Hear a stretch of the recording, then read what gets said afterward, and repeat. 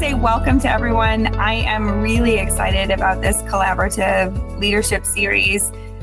No one understands the role of a single site administrator unless they are a single site administrator. And it's even different for every one of us. But I'm so excited that we have a group together where we can meet and discuss and share ideas and share plans and share documents and just help each other get through all of the red tape that has become education, I would say, and all of the paperwork that has been added to our plates over the years. I know that in the 13 years that I have been doing this, my paperwork has increased probably tenfold since where it started 13 years ago. And for those of you that have been around, you know what I'm talking about. It is just more and more every year. So we're going to start today's meeting by just going around and introducing everyone. I will let you introduce yourselves. And I was thinking I'll pull up the list and I'll start and then I'll just call somebody's name so we don't have to wait in those awkward silences waiting for somebody to jump in. But when I call your name, if you can just unmute, introduce yourself, let us know what district you're with, let us know what county you're in, just so we can start making those connections. Arizona is a huge state and we are spread out all over the place. So my name's Kristin Turner. I'm the superintendent for the Paloma Elementary School District, and this is my lucky year 13 of being the superintendent principal for Paloma. Again, I'm just really excited that all of you have joined this group, and I think we can really help each other out. So Allison Ender, will you jump on next and introduce yourself? I certainly will. Good morning, everybody. Allison Ender from Yavapai College, coming from Yarnell Elementary School District. I am the head administrator and principal at Model Creek School. Welcome. Brandy Vastine? That is correct. Brandy from Skull Valley Elementary School District. I've been the administrator for 6 years. I've been with the district 16 years. And we are in Yavapai County. Welcome, Brandy. Dan Erickson. Good morning, everyone. Kristin, first, thank you for putting this all together for us. My name is Dan Erickson. I'm the superintendent/principal at Sonoyta Elementary School District and at Elgin Elementary School, and we are in the northeast corner of Santa Cruz County.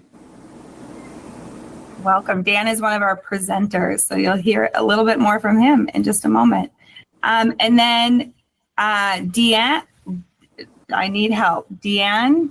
Is it Dion Pierce? Yes, Dion. Hi, that's me. Dion Pierce. I'm Dion Pierce. I'm Yavapai County from Kirkland Elementary School District, and I've been in the district for 15 years, and this is my first year as the superintendent. Congratulations. Welcome. Dr. Jennifer Petty. Good morning. I am Jennifer Petty. I am the principal/superintendent here in Morristown, which is in Maricopa County.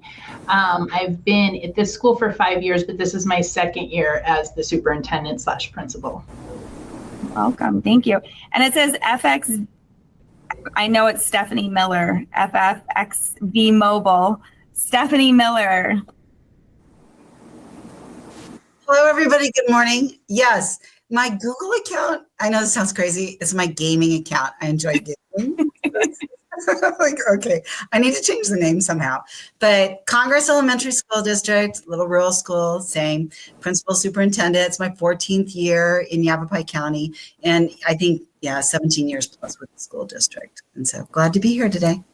Welcome. Jennifer Murrieta. Good morning, everyone. I'm Jennifer Murrieta, and I am in Stanfield Elementary School District. This is my first year as the superintendent.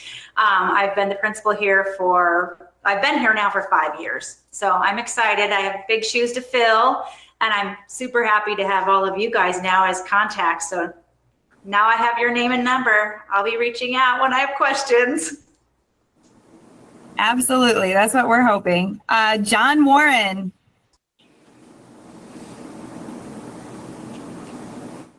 Well, good morning, everybody. John Warren with the Topok School District. I've been the superintendent here for 21 years, with the district for 31. I have my co-presenter here, Kaylee Lee. Kaylee is our principal. And Kristin, want to reiterate what was stated earlier. Thank you. We've all been complaining for years and years of feeling left out as single-site districts, and Kristin grabbed the bull by the horn and put this together. So excited to be here, and what a fantastic turnout. Thank you, John. Next, we have Carrie Avila. Hello, I'm Carrie Avila. I am at Sloan High School Bicentennial Union High School District. This is my third year as the superintendent. It is my 19th year here at our district. Where I know it sounds like everybody else is really small too, and I know this is single site, but some people are just amazed that we don't even have. They're like, "So do you have a principal?" So, but that I've been here going into that year and started as a parapro here. So this was an accidental position, I say, and we're in La Paz County. That's exciting. You have a very broad perspective of education, which is great. And then Carrie Wade. Hello, Carrie Wade. I'm from San Simon Schools. We're in the southeastern corner of Cochise County. This is starting my 5th year as superintendent here. Welcome. Thank you. Katie Ast. Hi, I'm Katie. This is my 21st year in the Pine Strawberry School District. Only my 3rd year as principal superintendent, and we are in Gila County. Welcome. Melissa Sadorf. Good morning, everyone. I am no longer a superintendent. I retired in June, but I am the executive director for the Arizona Rural Schools Association and the director of the NAU Rural Resource Center, who is collaborating with Kristin on putting this programming together. So glad you all are here. Glad that you're making these connections and increasing your network, and hopefully we're able to make sure that you have some resources and points of contact as you move forward through the year to help you in doing your rural leadership work. So thanks for being here. Thank you, Melissa. Michael Deanna.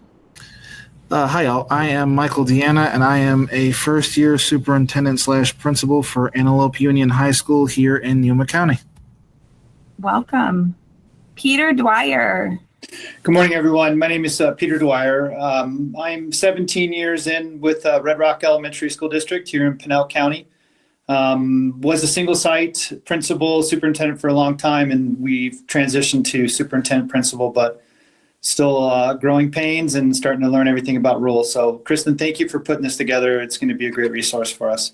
Looking forward to it. Thank you. Rich Arkanoff.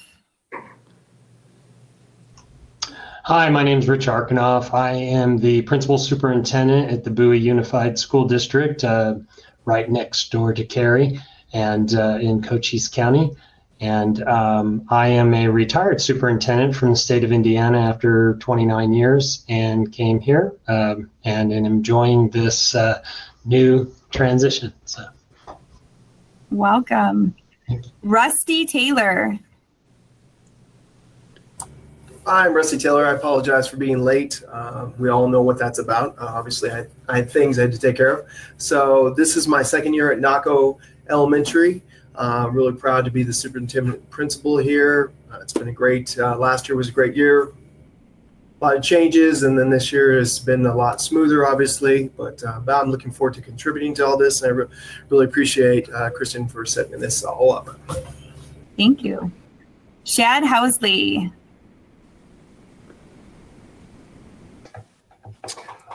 Shad Housley. I'm the superintendent of Vernon Elementary School District in Apache County. This is my 3rd year in Vernon, 13th year as a superintendent. Happy to be here. Thank you, Kristin. Thank you. Shanna Johnson. Hello, I'm Shanna Johnson. I'm the superintendent principal of Mohawk Valley School, elementary school in East Yuma County. We're in the very corner of the state, about 30 miles east of Yuma. But this is my 11th year at Mohawk as superintendent. Welcome. And Steve Yoder. Hi, this is my first year at Sentinel down in the far western corner of Maricopa County. Just coming in after replacing a 29-year veteran, and hopefully my experience will help us out here. So, welcome. And Steve is my new neighbor. And then I saw Angela Jangula just joined. Yes, I did. Can you hear me? Yes, we can. I had computer difficulties, so I just went to my phone. Are we just doing introductions? Yes. All right. So I'm Angela Jangula. I'm in Black Canyon City, just north of Phoenix. If you don't know that little zone, we have great pie. I have about 130 kids, and I bus about 40, 50 kids down to Anthem to a giant high school called Boulder Creek. And I've just been around for 12 years as superintendent. If you need anything, I'm here. Thank you. Welcome. Thank you. Is there anyone I missed because they joined in at a different time?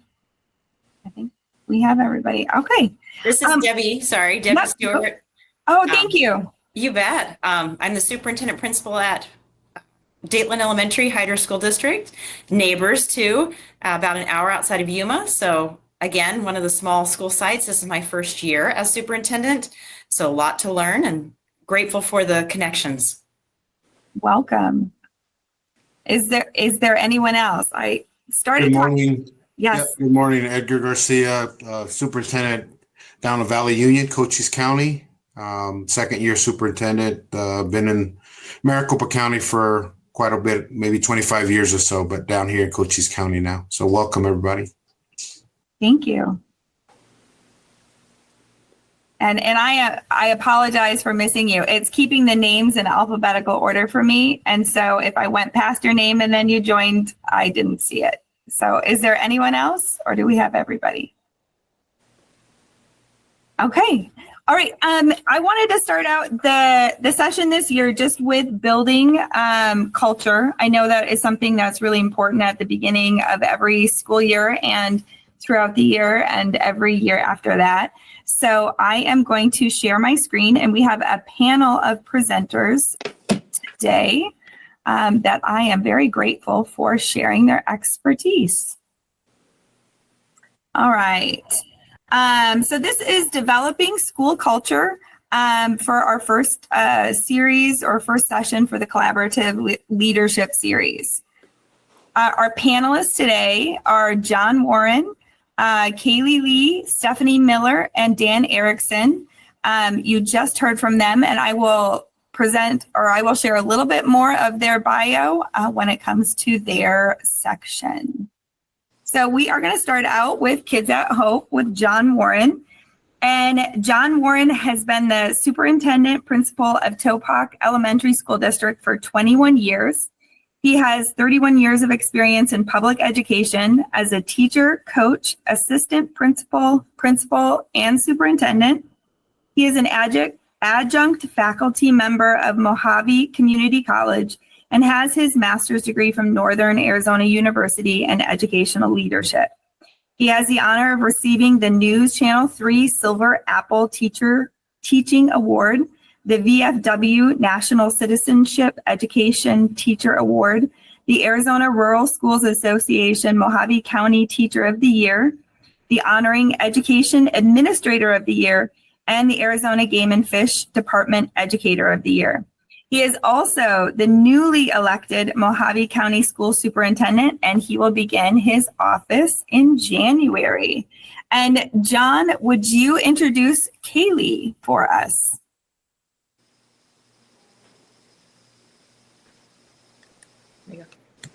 Awesome. Thank you for that warm introduction, Kristin. Kaylee Lee will be co-presenting with me today. She is a local product, attended school here, kindergarten through the 8th grade, has now earned her master's degree in educational leadership and will be taking over for me as my heir apparent. So welcome, Kaylee. Thank you, Kristin. Let's jump right into it. Do you have the slides ready to go?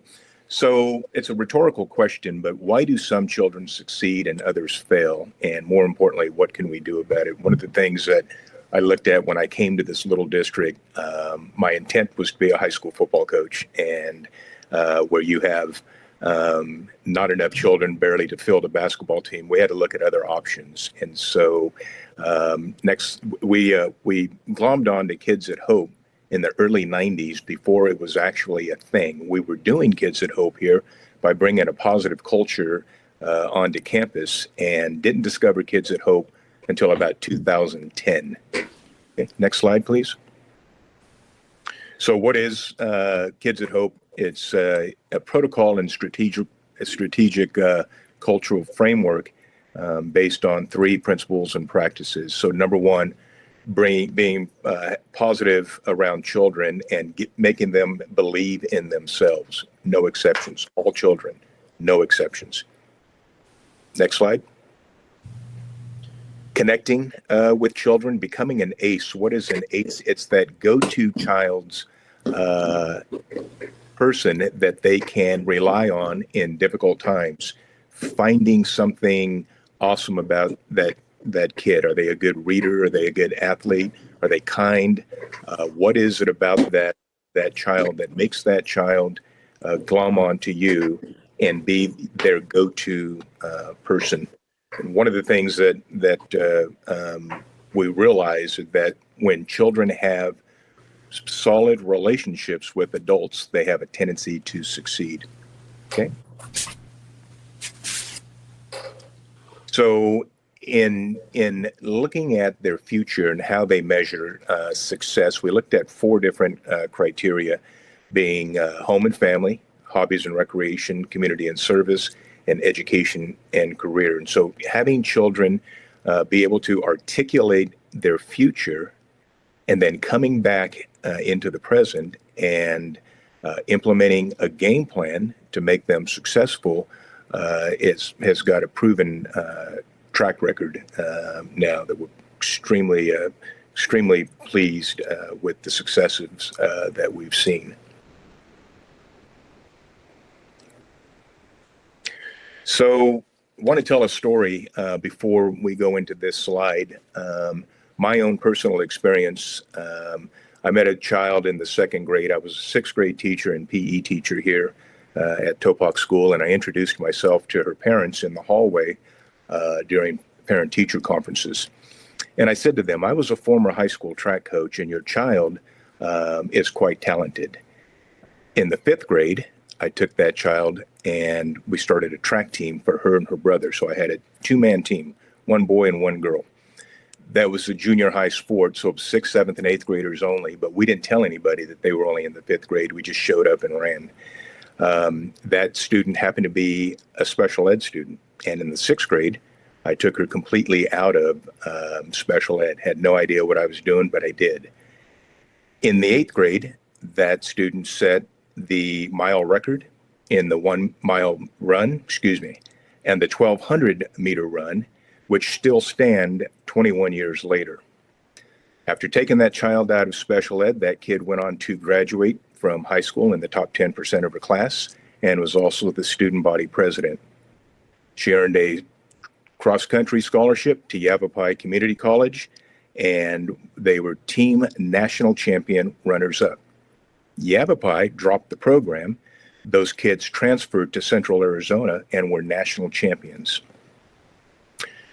That kid went on to earn her master's degree and is now a certified principal and is my heir apparent to take over the Topak School District in January of 2025. I introduced her to you earlier, Mrs. Kaylee Lee.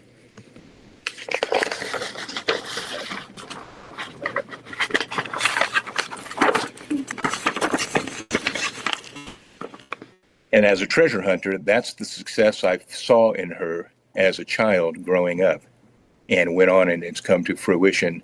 What we just started in the 2nd grade has now evolved into a master's degree and looking at a beautiful career being here.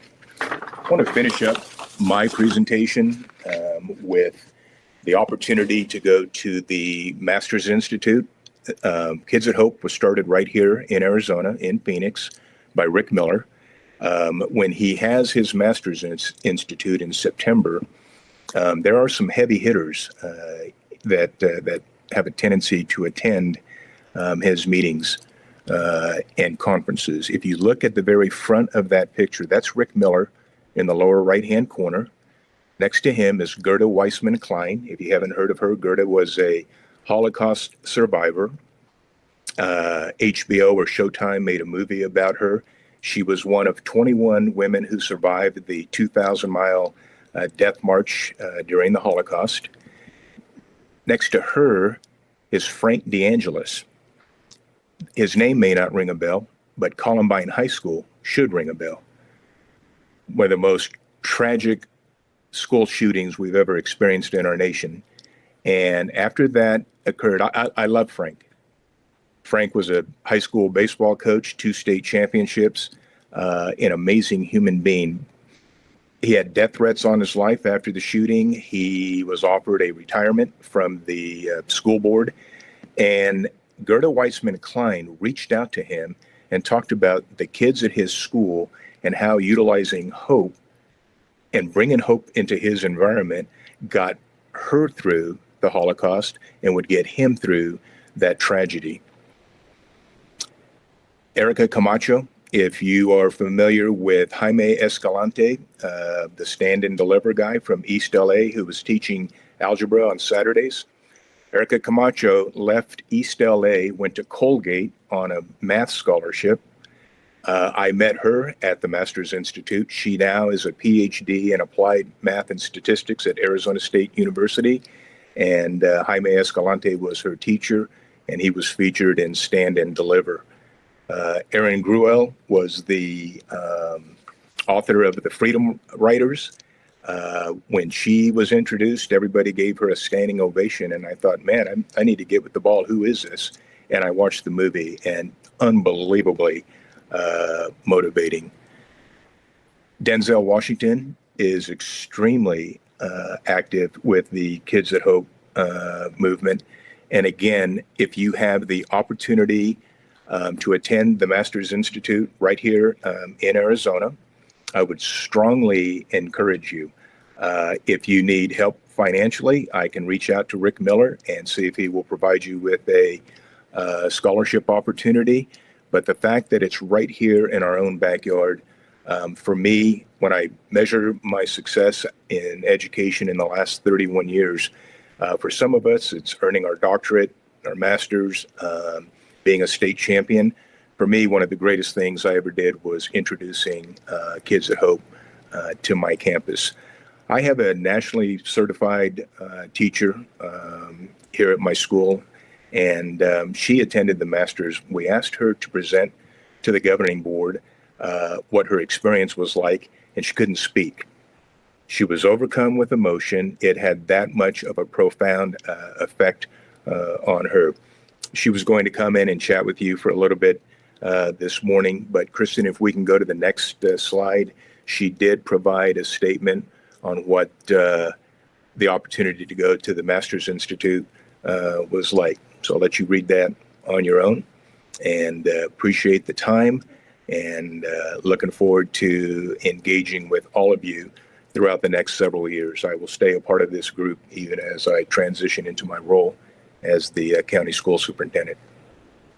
Any questions for Kaylee or myself?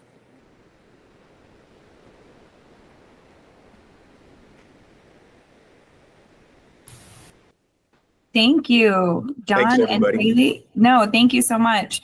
I'm just curious, is there anyone else that's using Kids at Hope on their campus? Okay.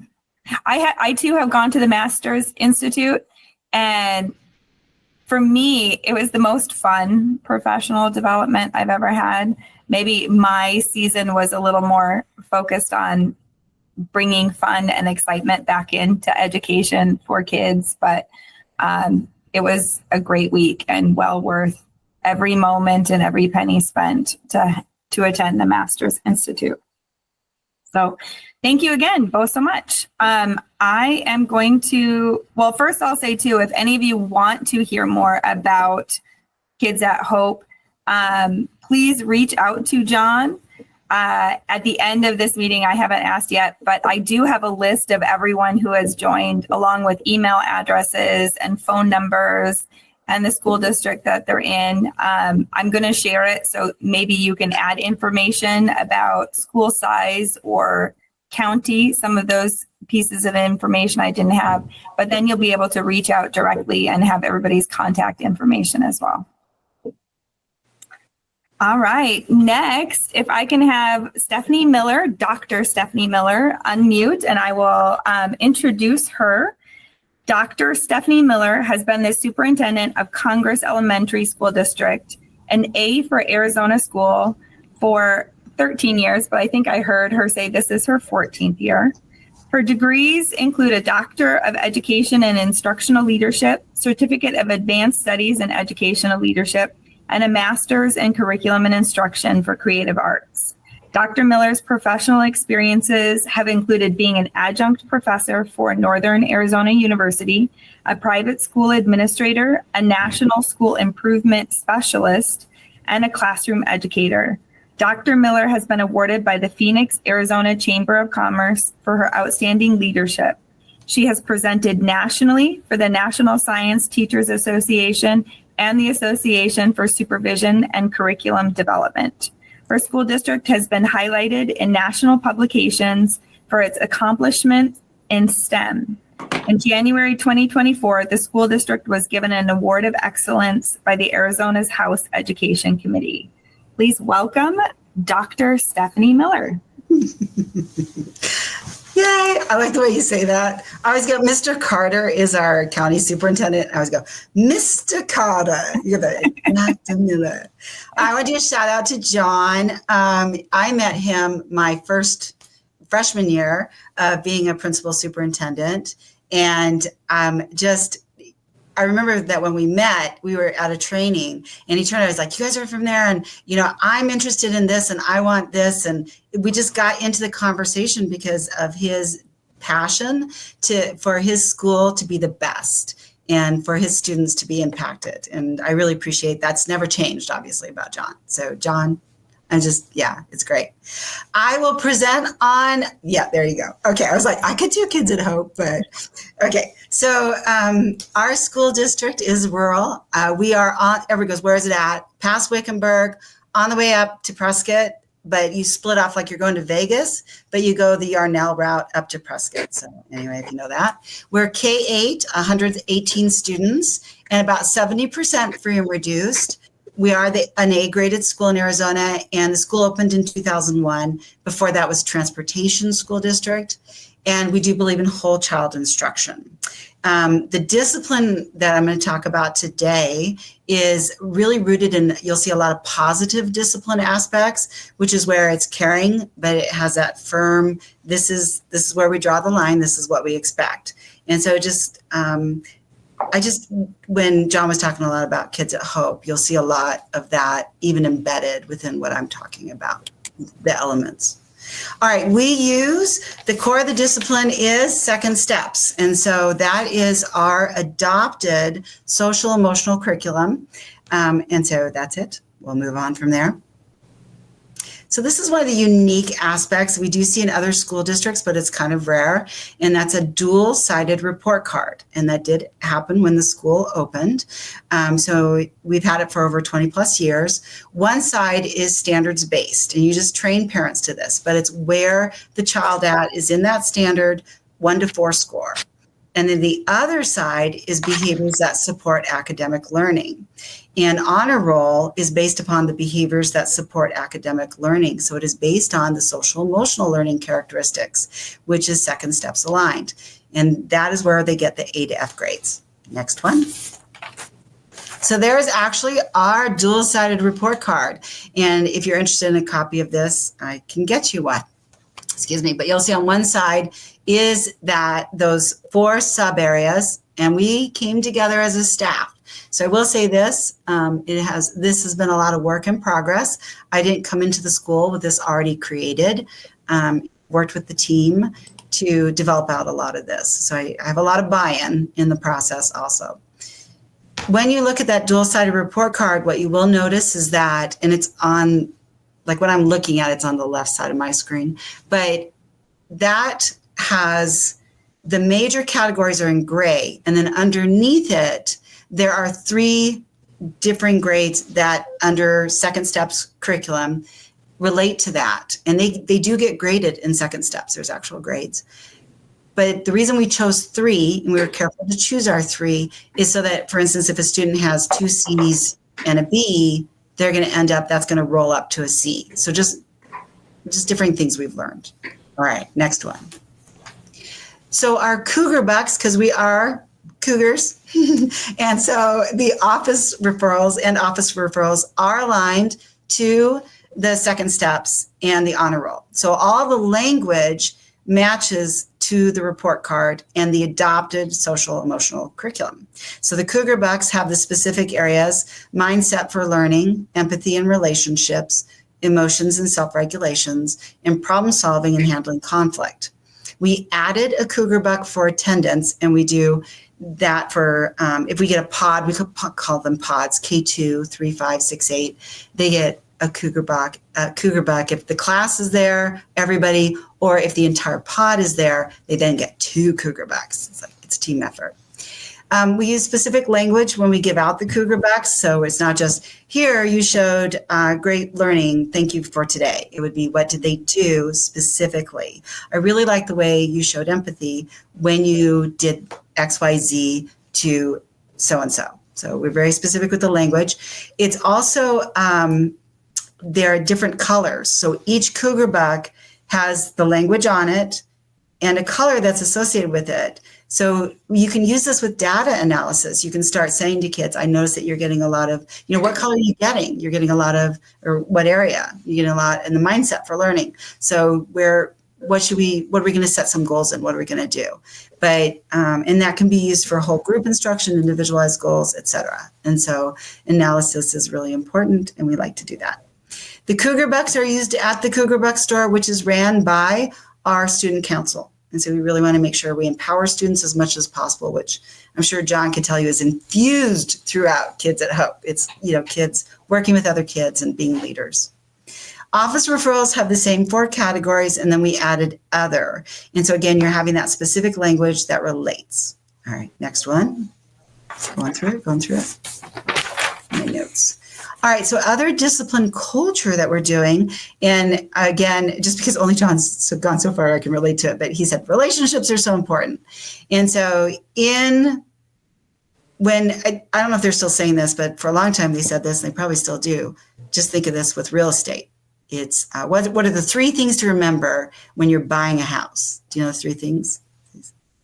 Location, location, location. I was like, because location drives up price. So it's the same thing with discipline, is relationships, relationships, relationships, and positive, not negative, right? So you want to know every student. And I think that we obviously, at any size school, you should as an administrator, but there is no excuse not to know every child and who they are uniquely, all of that, and build those relationships. And so anyway, just put that out there. And then all staff have the expectations of modeled behaviors, and it's visible. And I call these mirrors. So what I'm doing should be the same as what our teachers are doing. That should be the same as what the kids are doing, like parallels. Everything should mirror each other. If there's yelling in our school, I'm going to be very quick to respond to that, because that signals a crisis. So something's going on if voice has to be used to control something. If that's in your culture right now, that's something to consider. Angela gave me a heart. Okay, and then on top of that, still fun things. The other thing is the team aspect. That's another core of that model behavior. We're a team. We're a team with each other as adults, but we're a team with the kids, and we want the kids to be teams. They need to be teaming with each other as well. So again, all those mirrors and crossovers should look very similar in how we talk with each other and how we interact. All right, the next, are you embracing excellence? So when I came into the school, one of the things I'd previously served as was I was a principal at Rancho Solano, and it's a private school. And one of the things I really liked when I was there that I saw was they had a tagline, and it was, are you doing the Rancho 5?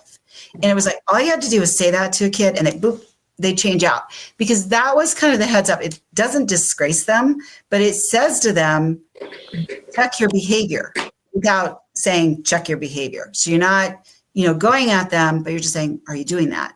And so when I came on, again, working with the teachers, we determined that the school instructional theme would be embracing excellence through whole child education, instruction, education. And so use embracing excellence also with the kids to just say, are you embracing excellence at this moment? And we don't say it loudly in front of everybody. It's very directed. So that child has a moment that they can say, I need to self-correct and maybe do something. Why am I being asked this? Office referrals are, let me go back to, embracing excellence. We also do a morning news with the kids, and they do morning news. And then I get to be spotlighted, although we can have others as well, and they're embracing excellence moments. And so it's like a quick fireside chat with Dr. Miller, but I tell stories and it's fun. Okay, and then office referrals are opportunity for learning. I believe everybody does this practice, but if not, it is an opportunity for learning. And I'm going to throw out a whole bunch of stuff. Neurosequential model in education is superb.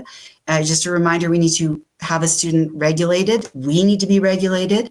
And then it goes to relate. We need to make sure that that student still is relating to you and feels safe. So think of it that way. And then it goes into reasoning. And so now we can sit there with the student and have discussions. And people are, I think you can even see behind me, like what is going on behind Dr. Miller. But that's a lot of things that sometimes they're not ready to reason or talk. And so that's the checkpoint of, is there something here that might be interesting you? And do you want to get there to talk about that? And then we get that moment. And then now I can, okay, can we put that up? And now we're going to have a discussion about what happened, where are we at? And so just jumping into, I think you're okay to reason with me. We can talk about your behavior. Yeah, it's not always good. There's a lot of restorative justice technique. And so I throw that idea out at you also. Theory. And so that's another thing we use here. And we use think sheets. And so that is an opportunity for a student. They don't get a referral, but it does go home to the parent and the parent has to sign it. And so we use that. It's tied into choice theory. Okay, I'm trying to stay in my time allotment. Next one. There you go. So this is a great summary for me, and I've just found it. It's a Google image, but creating a positive school culture, and there is the primal spot is number one, building relationships, and then encouraging positive behavior, focusing on the whole child, creating a sense of community, and then emphasizing. We go back and look at a lot of data and that continuous improvement. I want you to know we do walk the talk, and everybody's invited to come visit if ever you want. And I love to visit also. True. Yeah. So, and that's it. Thank you. Thank you very much. Before we go on to our next section, are there any questions for Stephanie? Dr. Miller, are there any questions? Thank you. Can you share the tickets or I called them tickets. I don't know if that's what you had them called, but like the Cougar Bucks. The Cougar Bucks. Yeah. Mm-hmm. The information on that. I would have to go grab one. I should have but they're square like that. Yeah. And they say, and then we put a little graphic in the middle, and then it's the color. But yeah. At the end. If you send me a digital copy of the Cougar Bucks and the dual-sided report card, I will share that out with the whole group. And I can even do the think sheets. I didn't do a sample of the think sheets. So that would be great. Yeah, you got it. I'm writing it down too, just in case. It's accountability now. I know. Written. Oh, cruel. All right. Any other questions? Okay. I am going to move on to our next section of our first series, and I would like to welcome Dan Erickson. Daniel Erickson was born in Western New York and has been living in Arizona as a professional educator for the past 28 years. Mr. Erickson completed his Bachelor of Science degree in elementary education, as well as his master's in educational leadership. Mr. Erickson taught for 6 years and has served in several leadership roles over the past 22 years, including assistant principal, principal, director, assistant superintendent, and superintendent. He is in his 4th year as a district superintendent.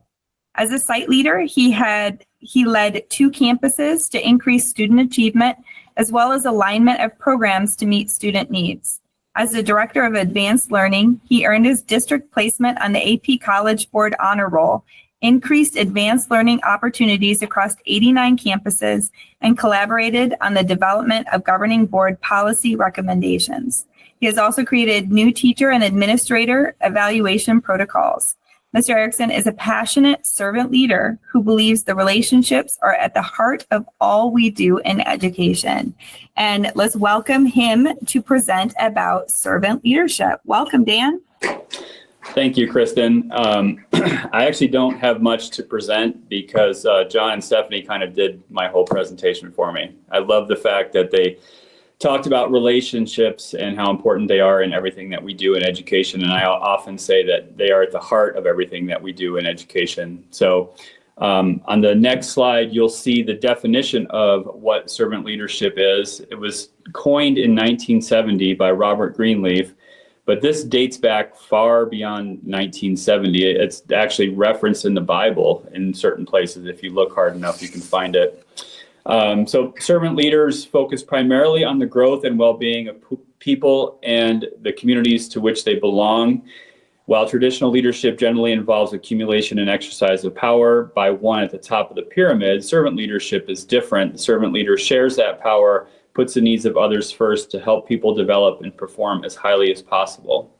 One idea that I have as far as servant leadership that I try to practice is the idea of listening tours. And so I would encourage everyone to do this, no matter how long you've been in a district, to listen to the people who live in that community and hear what their hopes and dreams are for the school and the community at large. When I signed my contract here, I'm first-year superintendent here in Sonoyta, but I had 3 years in a previous district with a 4-day school week. So when I signed my contract here in January, after informing the board, the outgoing board, I started my transition by coming here on Fridays, because we're a 5-day school week, and meeting with everyone. I listened to everything they had to say about the district, good, bad, or indifferent, without judgment. And the goal there is to try to think about what are some ways that I can support them in what they're saying. One of the things that came out in those listening tours was the fact that we didn't have a unified curriculum in language arts and math. So one of the first items that we fixed in July when I started was to purchase the rest of our curriculum for grades 6, 7, and 8. So we have a unified language arts and math curriculum in grades 6 through 8. That was one example of things that came out during those listening tours when talking to teachers. I also used some of this to turn it into my superintendent goals. So I'm doing a quarterly parent-principal partnership meeting as part of my superintendent goals to continue that listening and making sure I'm hearing what's going on with my constituents. And the goal there is being to see how you can serve them and help the organization grow both at their level and at the district level. And for us in Sonoyta being a small town, how does it help impact what goes on in the community itself? As part of this process, I was able to find out who my stars are. I'm sure that you all have those wonderful stars on your campuses and in your districts. And then using a critical eye to help distribute and develop leadership with them.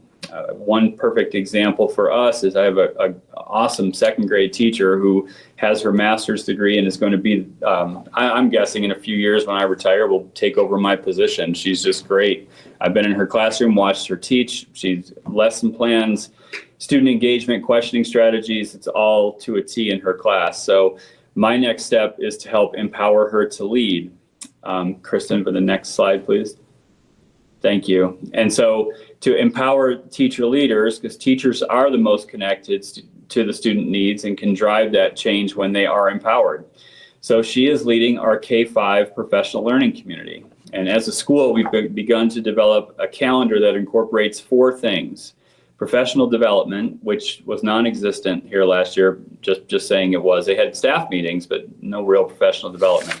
So when I listened to the teachers and found out they wanted to have the science of reading as part of their professional development, we developed a 2-year plan where at the end of the 2 years, if the teachers can pass the test, they will all have their endorsements through that training that we're putting together. We will also have staff meeting once a month. They'll do PLCs and data reviews. And these are things that came out in the listening tours that the teachers wanted and things that I think are good for the organization. So this teacher manages those PLCs, talks about things like curriculum, culture, discipline, classroom management, lesson planning. And I talked to her beforehand, but I purposely don't attend the PLCs. I want her as the leader in training, so to speak, to make those decisions. I give her that autonomy to do so. Now, with a caveat, she knows there's no big sweeping changes that are going to take place without her coming to me and we're having a conversation about what those look like. So her and I meet prior to those meetings and we meet afterwards, and she turns in a PLC report form so I know what's going on in her PLC and as well as the middle school one. It does 2 things. It frees me up. I don't have to be at every PLC meeting because I've got other things that are going on, as we all do. And it allows her to grow in her leadership. And that's a key tenet of being a servant leader, is it's not about the leader, it's about serving and growing other leaders. And what a great way to serve our students, but to develop more leaders to impact future generations.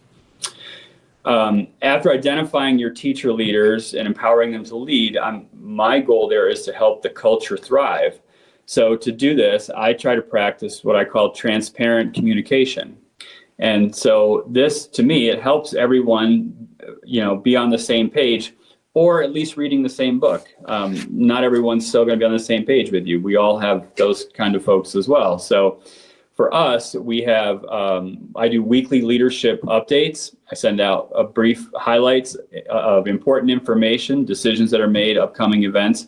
And I try to add a personal touch to those. John talked about the importance.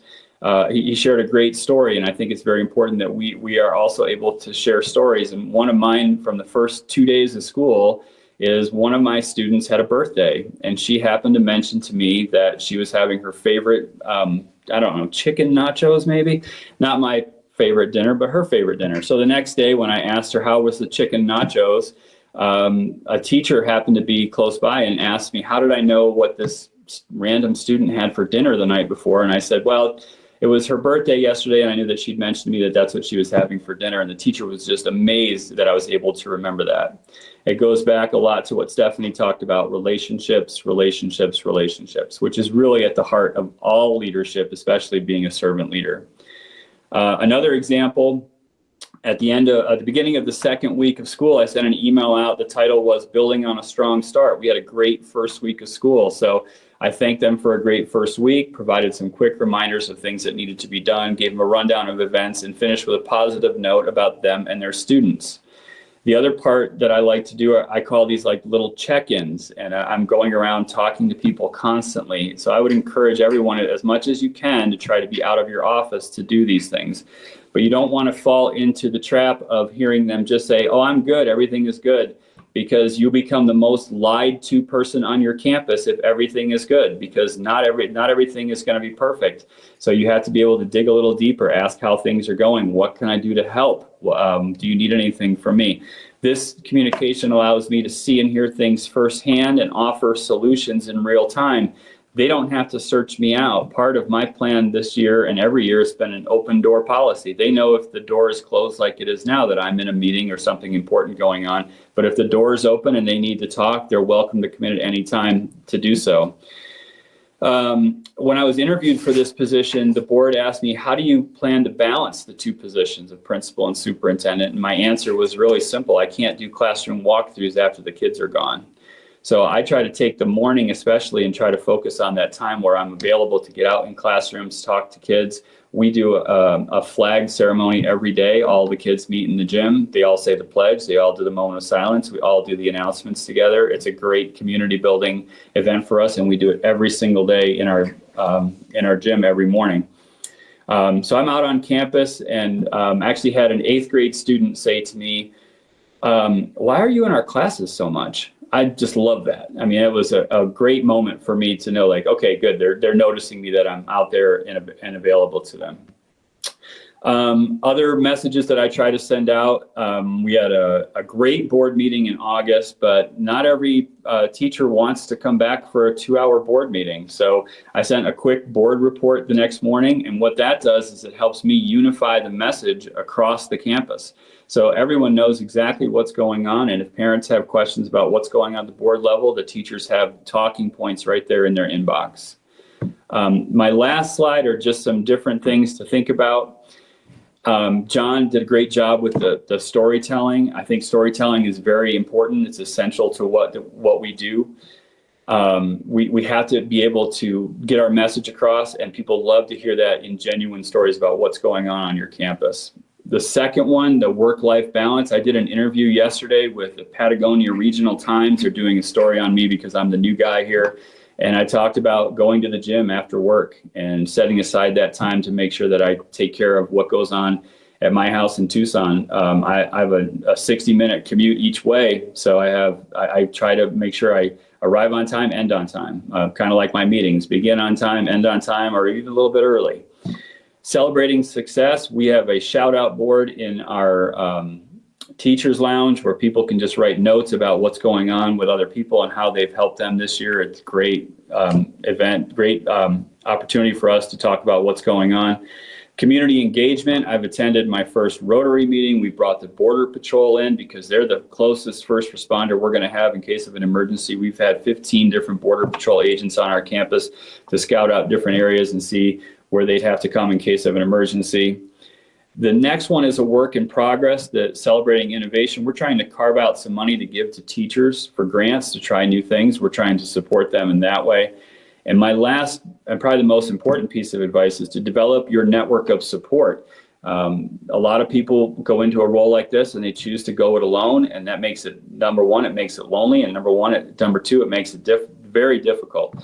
So I've got several people that I reach out to and ask questions of to make sure that I think that if there's something going on that I need advice on, that's where I go to. So those are just some ideas about servant leadership. And my last part, I just encourage everyone to remember, none of us is as smart as all of us. So together, I think we can do a lot of great work.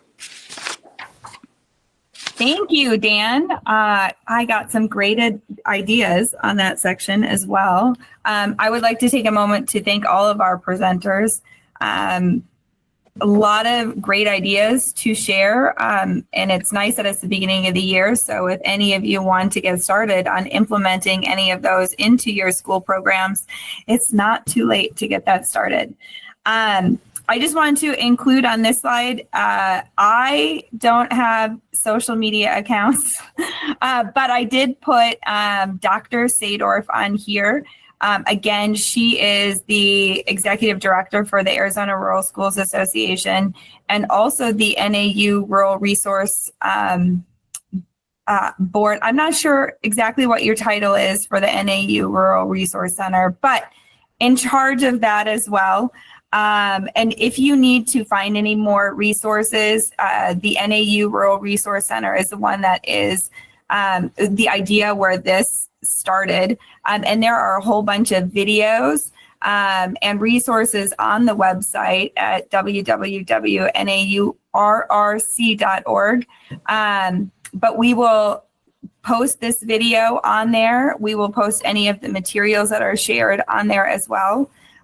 Melissa just put her cell phone in the chat as well, and I can include that on the spreadsheet. But before we go, we just have a few minutes. There are a few questions I would like to ask the group. I'm going to stop sharing. And I want to have an open forum at the end of every meeting just to see if there are any pressing questions or concerns that anybody would like to have addressed in a upcoming session. Our next session is we are focusing on move on when reading.